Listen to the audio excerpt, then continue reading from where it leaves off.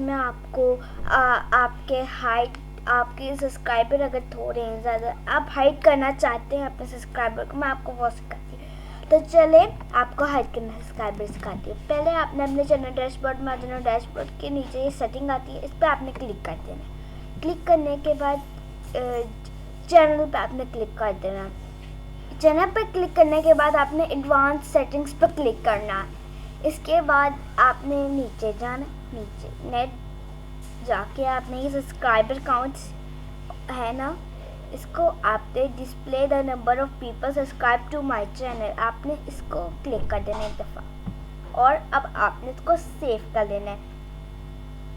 Then go your channel.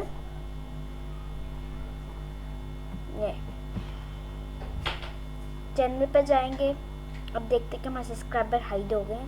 یہ دیکھیں میرے سبسکرائبر ہائڈ ہو چکے ہیں. میری اتنی سی ویڈیو تھی. میری ویڈیو کو لائک کیجیے گا، سبسکرائب کیجیے گا، شیئر کیجیے گا، بیل نوٹیفیکیشن کو بھی پریس کر دیجیے گا. اللہ حافظ.